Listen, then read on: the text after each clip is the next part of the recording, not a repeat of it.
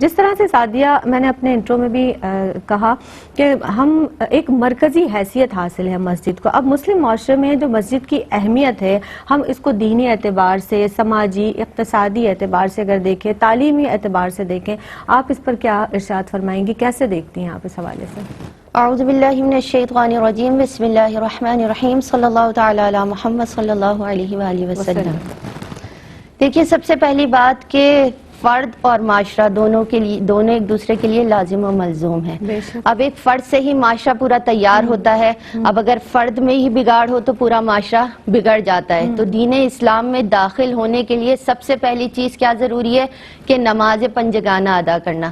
اور نماز پنجگانہ کے لیے آقا علیہ الصلوۃ والسلام نے فرمایا کہ اگر کسی شخص کے گھر کے باہر نہر ہو اور اس میں وہ 5 وقت غسل کرے تو کیا اس کے جسم پر کوئی میل کچل رہے گا؟ صحابہ کرام نے عرض کی نہیں. تو آقا علیہ الصلوۃ والسلام نے فرمایا بالکل اسی طرح جو نماز با جماعت مسجد میں جا کر ادا کرے تو پھر اس کے اندر بھی کوئی گناہ نہیں باقی رہے گا کہ جیسے اس نے کبھی کوئی گناہ ہی نہیں کیا. تو دین اسلام میں داخل ہونے کے لیے جب نماز کا حکم آیا تو بندہ نماز ادا کہاں جا کر کرتا ہے؟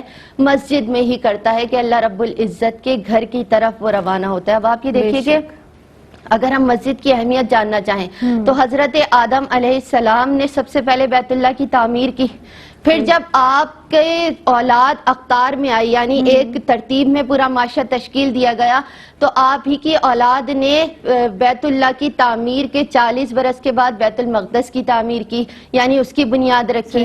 پھر آقا علیہ پھر حضرت ابراہیم علیہ السلام، حضرت اسماعیل علیہ السلام نے بیت اللہ کی تعمیر کی یا سرنو تعمیر کی. پھر آقا علیہ الصلوۃ والسلام نے بھی جب دعوت الحق بلند کی تو بیت اللہ سے ہی کی، یعنی جو اس وقت مسجد حرام بیت اللہ جو آج تک ہے الحمدللہ ہم سب کا مرکز و محور ہے، وہاں پر سب سے پہلے دعوت الحق دی. لیکن جب دشمنوں نے تنگ کیا تو دار ارقم کو اپنا مرکز بنایا.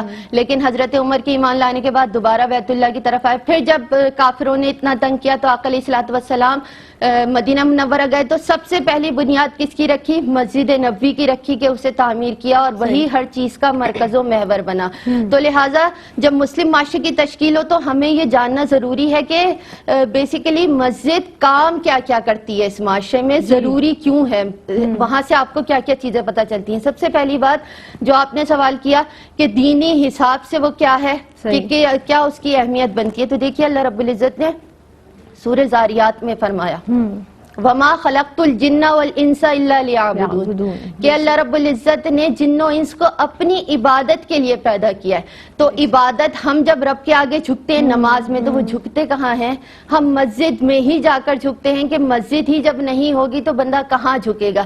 ٹھیک ہے آپ اپنے گھروں میں جھکتے ہیں، لیکن ابھی جس طرح سے آپ کو پتا چلا کہ 25 سے 27 گنا زیادہ اجر ملتا ہے مسجد میں نماز ادا کرنے کے لیے. اور پھر اللہ رب العزت نے یہ بھی فرمایا کہ بے شک مسجدوں کو آباد وہی لوگ کرتے ہیں جو اللہ اور یوم آخرت پر یقین رکھتے ہیں تو وہی آباد رکھتے ہیں. اب یہاں سے آپ کو پتا چلا کہ مومن ہی ہے کہ اس کے ایمان کی دلیل بھی یہاں سے پتا چل رہی ہے کہ جب جو مومن آقا علیہ الصلوۃ والسلام نے فرمایا کہ تم کسی شخص کے متعلق اگر کوئی گواہی دو عبادت کو اور خدمت کو مسجد کے لیے جان کر پھر اس کے ایمان کی گواہی دو.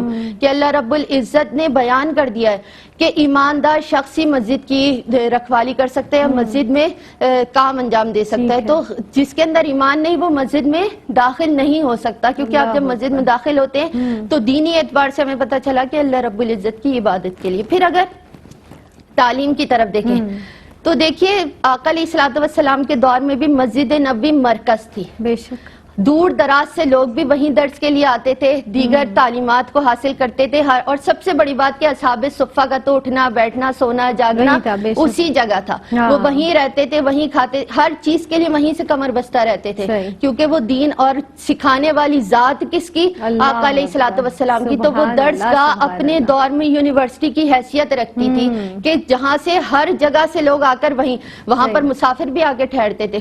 ہر طرح کی فیسلٹی وہاں موجود تھی. یہ مسجد اہم کردار ادا کر رہی تھی اس وقت، ہر چیز کا، ہر علم آپ کو وہاں سے حاصل ہو رہا تھا. پھر آپ یہ دیکھیں سماجی، اب سب سے بڑی بات کہ اگر محلے کی ایک مسجد ہے اور وہاں پر کوئی فرد 5 وقت نماز کے لیے جاتا ہے تو اہل محلہ جب وہاں پر آتے ہیں تو وہاں جانے کا سب سے بڑا فائدہ کیا ہے؟ دیکھیں ہم پڑوسیوں کی فضیلت، اہل محلہ کی فضیلت صحیح، بہت جگہ سے سنتے ہیں، صحیح، لیکن یہ اس وقت کار فرما ہوگی کہ جب آپ مسجد میں 5 وقتہ نماز کے لیے جائیں اور جو آپ کے ملنے جلنے والے ہیں ان کا آپ کو خیال بھی ہو، احساس بھی ہو۔